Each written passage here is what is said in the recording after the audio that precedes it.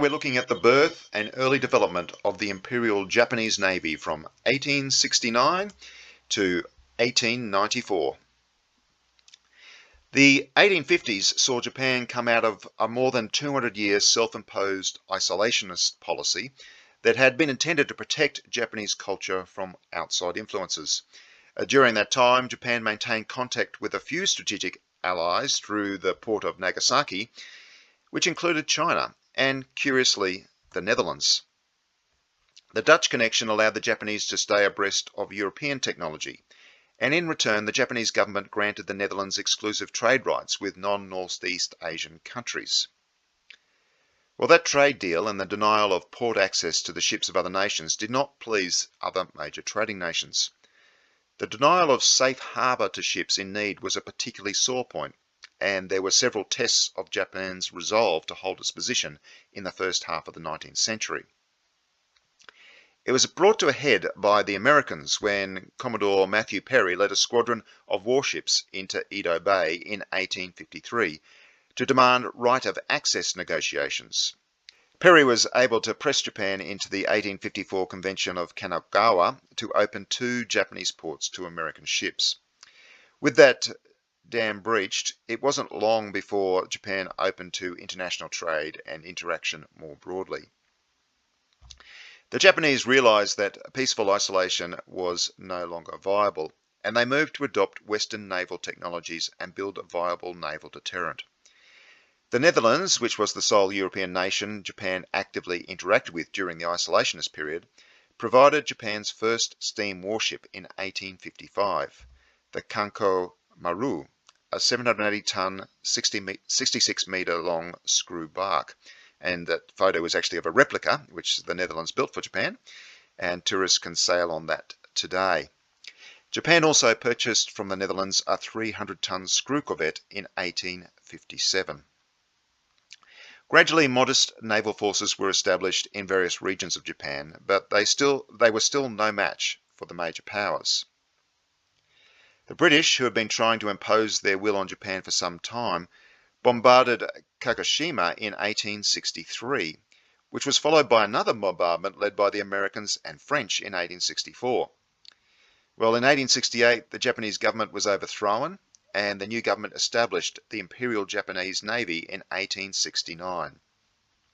With that, the Imperial Japanese Navy pivoted from the Dutch to the British as the source of inspiration and support, in I guess what could be described as if you can't beat them, join them type of move. Well, in 1870, Japan acquired the 2,000-ton Royal Navy screw corvette HMS Malacca, renaming her Tsukuba.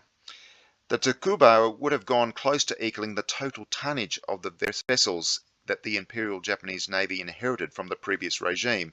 Such was the step up in size represented by Tsukuba. In 1878, the Japanese Navy acquired 2 3,700-ton armed corvettes from the UK, the Congo and the Haie. These were iron-hulled but still had a sailing rig. At the same time, the Japanese shipyards at Yokosuka and Nagasaki started producing warships under the supervision of a French naval engineer, Léonce Verny. These were simpler vessels, but still significantly more substantial than what the IJN had inherited. The first was the 900-ton screw sloop Seiki, followed by the 1,000-ton Amagi, and the 700-ton gunboat Banjo. In 1882, after extensive internal debate, the Japanese government decreed that the Navy, rather than the Army, was key to Japan's security, and a major shipbuilding program was initiated. From 1884, 5 1,500-ton screw corvettes began being delivered by Yokosuka shipyard. In 1885, Japan picked up the 1,500-ton unarmoured cruiser being built at Armstrong in the UK that Chile no longer needed, and she was renamed the Tsukushi. Tsukushi was steel-hulled without a sail rig, and her steam power could drive the vessel through the water at over 16 knots. In addition, in 1885 and 86, 2 protector cruisers were delivered from Armstrong in the UK, each of 3,700-ton displacement, with 2 10-inch main guns and 5 6-inch secondary battery. From 1888, 4 more 700-ton gunboats designated the Maya class were delivered by various Japanese shipyards. And in 1889, the 2,000-ton unarmoured cruiser Takao was delivered with 4 150mm Krupp guns. Now, this was the first steel-hulled warship to be laid down in Japan. So you can see Japan's capability as a shipbuilding nation was increasing as well.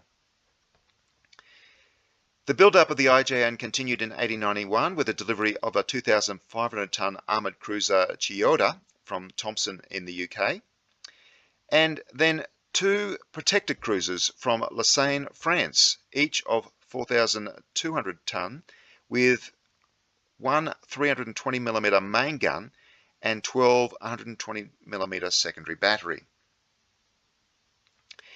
In 1893, Armstrong delivered the 4,100-ton protected cruiser Yoshino with 4 6-inch guns and 620mm secondary battery. And in Japan, Yokosuka Shipyard built 2 protected cruisers in 1894. The Akatsushima of 3,100 tons, and she had 4 6-inch and 620mm guns. And the Hashidate of 4,200 tons, which had a massive 320mm main gun backed up by 11 120mm secondary battery.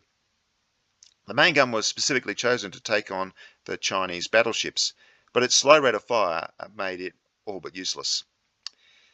There were a couple of other minor warships built in Japan, but that was the state of the IJN going into the Sino-Japanese War in 1894.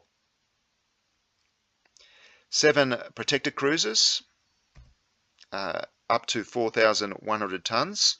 The Hashidate, and you can see the large gun that I spoke about before on the foredeck there.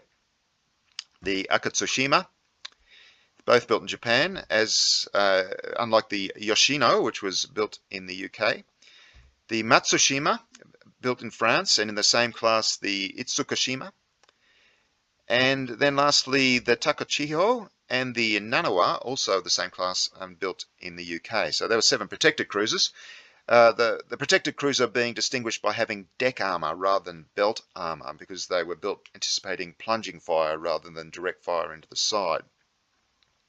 And they were mostly fitted with 6-inch main guns. Obviously, a couple of them had significantly larger guns, and backed up by a 120mm secondary battery. Well, in addition to those 7 protected cruisers, there were 3 unarmoured cruisers, the Iyama, the Takao, and the Tsukushi. They're obviously distinguished by not having armour, and so they weren't well protected against incoming fire, but they were similar sized guns on them, 6-inch main battery, although generally less of them as the ships were smaller. And the IJN also had 1 armoured cruiser, the Chiyoda, with 92mm of belt armour and 10 120mm guns as a secondary battery. Along with that, they had 6 gunboats of 700-ton displacement, generally with a couple of 6-inch guns, and 8 screw corvettes, 2 of them armoured. Well, this force had been built up in only 16 years. Not only did the Japanese Navy have to acquire these ships, but they had to crew them as well. 25 substantial ships forming quite a strong naval force. It's an impressive effort by the Imperial Japanese Navy. In the next video, we'll look at the build-up of the Chinese Navy, Japan's major rival in the 1890s. So join us soon for more naval history from longitude 150 degrees east.